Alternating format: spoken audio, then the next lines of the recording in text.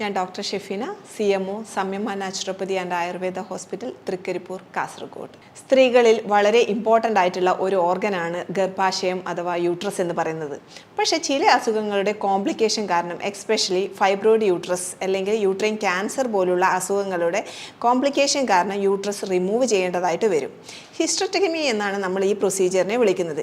ഇങ്ങനെ uterus remove ചെയ്ത സ്ത്രീകളിൽ അതിൻ്റെ ആഫ്റ്റർ എഫക്റ്റ് ആയിട്ട് നമ്മുടെ ശരീരത്തിൽ പല സിംറ്റംസും കാണാറുണ്ട്. എന്തൊക്കെയാണ് ഈ യൂട്രസ് റിമൂവ് ചെയ്ത സ്ത്രീകളിൽ സാധാരണ കണ്ടുവരുന്ന സിംറ്റംസ്?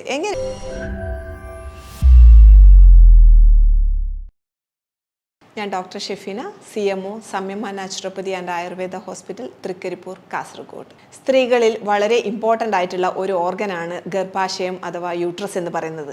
പക്ഷേ ചില അസുഖങ്ങളുടെ കോംപ്ലിക്കേഷൻ കാരണം, എക്സ്പെഷ്യലി ഫൈബ്രോയിഡ് യൂട്രസ് അല്ലെങ്കിൽ യൂട്രൈൻ ക്യാൻസർ പോലുള്ള അസുഖങ്ങളുടെ കോംപ്ലിക്കേഷൻ കാരണം യൂട്രസ് റിമൂവ് ചെയ്യേണ്ടതായിട്ട് വരും. ഹിസ്റ്ററെക്ടമി എന്നാണ് നമ്മൾ ഈ പ്രൊസീജിയറിനെ വിളിക്കുന്നത്.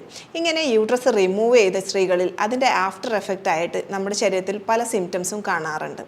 എന്തൊക്കെയാണ് ഈ യൂട്രസ് റിമൂവ് ചെയ്ത സ്ത്രീകളിൽ സാധാരണ കണ്ടുവരുന്ന സിംറ്റംസ്? എങ്ങനെയാണ് നമുക്കിതിനെ നാച്ചുറലായിട്ട് മാനേജ് ചെയ്യാൻ പറ്റുന്നത്? ഗർഭപാത്രം റിമൂവ് ചെയ്തതിന് ശേഷം മെയിനായിട്ട് കണ്ടുവരുന്ന ഒരു കാര്യമാണ് ജോയിൻറ്റ് പെയിൻ അഥവാ സന്ധിവാതം എന്ന് പറയുന്നത്. എന്തുകൊണ്ടാണ് സന്ധിവാതം ജനറലായിട്ട് യൂട്രസ് റിമൂവ് ചെയ്തതിന് ശേഷം കാണപ്പെടുന്നത്? യൂട്രസ് റിമൂവലിന് ശേഷം നമ്മുടെ ശരീരത്തിൽ ഉണ്ടാകുന്ന ഈസ്ട്രോജൻ എന്ന് പറയുന്ന ഹോർമോൺസിൽ ഉണ്ടാകുന്ന വേരിയേഷനാണ് ഈ പെട്ടെന്നുണ്ടാകുന്ന ഓസ്റ്റിയോപോറോസിസ് അല്ലെങ്കിൽ എല്ല് തേയ്മാനിലേക്ക് നയിക്കുന്നത്. ഈസ്ട്രോജൻ എന്ന് പറയുന്ന ഹോർമോൺസ് നമ്മുടെ ശരീരത്തിലെ കാൽഷ്യം, വൈറ്റമിൻ ഡി, മെഗ്നീഷ്യം എന്നീ വൈറ്റമിൻസിൻ്റെ മെറ്റബോളിസമായി വളരെ അടുത്ത ബന്ധമുള്ള ഒന്നാണ്. ഈസ്ട്രോജൻ കുറയുന്നതിനനുസരിച്ച് എല്ലിലേക്കുള്ള കാൽഷ്യത്തിൻ്റെ അബ്സോർപ്ഷൻ കുറയാൻ സാധ്യതയുണ്ട്, അല്ലെങ്കിൽ എല്ലിൽ നിന്ന് കൂടുതലായി കാൽഷ്യം പുറത്തോട്ട് വരാനുള്ള ചാൻസ് ഉണ്ട്. അതുകൊണ്ടാണ് കൂടുതലായിട്ട് ഈ എല്ല് തേയ്മാനം കാണപ്പെടുന്നത്. ചില സ്ത്രീകളിൽ ഈസ്ട്രോജൻ വളരെയധികം കുറഞ്ഞു പോകുന്ന ഒരവസ്ഥ ഹിസ്റ്ററെക്ടമിക്ക് ശേഷം കാണാറുണ്ട്. വളരെ കുറഞ്ഞു കഴിഞ്ഞ് കഴിഞ്ഞാൽ ചില സിംറ്റംസ് കാണിക്കാറുണ്ട്. ഡ്രൈ സ്കിന്ന് വളരെയധികം ഡ്രൈ ആവുക, മുടി പൊട്ടിപ്പോവുക, അത് പിന്നീട് ഹെയർ ഫോളിലേക്ക് പോകുന്നതായും കാണാറുണ്ട്. മൂഡ് സ്വിങ്, ഇമോഷണൽ ഡിസ്റ്റർബൻസ് ഉണ്ടാകുന്നതായും കാണാറുണ്ട്. അത് പിന്നീട് ഡിപ്രഷനിലേക്ക് പോകുന്നതായും കാണാറുണ്ട്. ഉറക്കത്തിൽ ഡിസ്റ്റർബൻസ് കാണാറുണ്ട്. ചിലവർക്ക് ജെനൈറ്റൽ ഡ്രൈനെസ് കാണാറുണ്ട്. മൂത്രനാളിയിൽ ഡ്രൈനെസ് ഉണ്ടാവുകയും അത് പിന്നീട് യൂറിനറി ട്രാക്ക് ഇൻഫെക്ഷനിലേക്കും പോകാനുള്ള ചാൻസ് ഉണ്ട്. ചിലവർക്ക് സെക്ഷുവലായിട്ടുള്ള താല്പര്യം വളരെ കുറഞ്ഞു പോകുന്നതായും കാണാറുണ്ട്. സാധാരണ നാച്ചുറലായിട്ടുള്ള ഒരു മെനോപോസിന് ശേഷം 40-50 വയസ്സിന് ശേഷം ഈ ഈസ്ട്രോജൻ ഹോർമോൺസ് വളരെ കുറഞ്ഞു പോകുന്നതായി കാണാറുണ്ട്.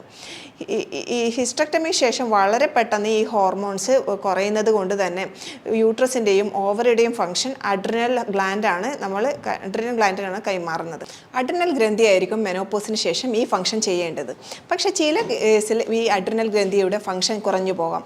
വളരെ സ്ട്രെസ്ഫുള്ളായിട്ടുള്ള ലൈഫ് സ്റ്റൈലുള്ള ഒരു ലേഡിയെ സംബന്ധിച്ചിടത്തോളം ഈ അഡ്രിനൽ ഗ്രന്ഥി വളരെ എക്സോസ്റ്റഡ് ആയിരിക്കും. അതുപോലെ തന്നെ റിപ്പീറ്റഡ് ആയിട്ടുള്ള ഇൻഫെക്ഷൻ കണ്ടുവരുന്ന സ്ത്രീകളിൽ, ഓട്ടോ ഇമ്മ്യൂൺ ഡിസീസ് ഉള്ള സ്ത്രീകളിലും ഈ അഡ്രിനൽ ഗ്ലാൻഡ് വളരെ എക്സോസ്റ്റഡായി കണ്ടുവരുന്നു. അപ്പോൾ മെനോപോസിന് ശേഷം യൂട്രസിൻ്റെയും ഓവറിയുടെയും ഫംഗ്ഷൻ കുറഞ്ഞതിന് ശേഷവും അഡ്രിനൽ ഗ്ലാൻഡിന് ഈ ഫംഗ്ഷൻ ചെയ്യാൻ പറ്റാതിരിക്കുകയും വരുമ്പോൾ അതൊരു വലിയൊരു ഹോർമോണൽ ഇംബാലൻസിലേക്ക് നയിക്കും. അപ്പോൾ ഈ ഒരു കണ്ടീഷൻ വരുമ്പോൾ സിവിയർ ആയിട്ടുള്ള ഉറക്കക്കുറവിലേക്കും ഡിപ്രഷനിലേക്കും അതിൻ്റെ സൈഡ് എഫക്ട്സ് ആയിട്ട് ഹൈപ്പോതൈറോയിഡിസം പോലുള്ള കണ്ടീഷനിലേക്കും എത്തിച്ചേരാനുള്ള ചാൻസ് കൂടുതലാണ്. റുമറ്റോയ്ഡ് ആർത്രൈറ്റിസ് അല്ലെങ്കിൽ ജോയിൻറ്റ് പെയിൻ വരാനുള്ള ചാൻസ് കൂടുതലാണ്. എന്തെന്ന് ചോദിച്ചു കഴിഞ്ഞാൽ നമ്മൾ ഇമ്മ്യൂണിറ്റി തന്നെ വളരെയധികം കൊലാപ്സായി പോവുകയാണ് ഈ ഒരു കണ്ടീഷനിൽ.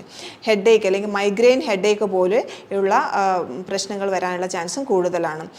ഈസ്ട്രോജൻ ഡിസ്റെഗുലേഷൻ, ഇങ്ങനെ പല സിംറ്റംസ് കാണിച്ച് മുന്നോട്ട് പോയിക്കൊണ്ടേയിരിക്കും. മെനോപോസിന് ശേഷം അല്ലെങ്കിൽ ഹിസ്റ്ററെക്ടമിക്ക് ശേഷം ഹോർമോൺസിൻ്റെ അളവ് ശരീരത്തിൽ കൂട്ടുക അല്ലെങ്കിൽ ഈ ഒരു കുറവ് കൺട്രോൾ ചെയ്യുക എന്നുള്ളത് വളരെ ഇമ്പോർട്ടൻ്റ് ആണ്.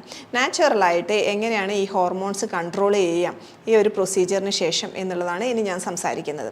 ഈസ്ട്രോജൻ മാത്രമല്ല, പ്രോജെസ്റ്ററോണും നമുക്ക് വളരെ ആവശ്യമുള്ള ഒരു ഹോർമോൺസാണ് ഈ ഹിസ്റ്ററെക്ടമിക്ക് ശേഷം.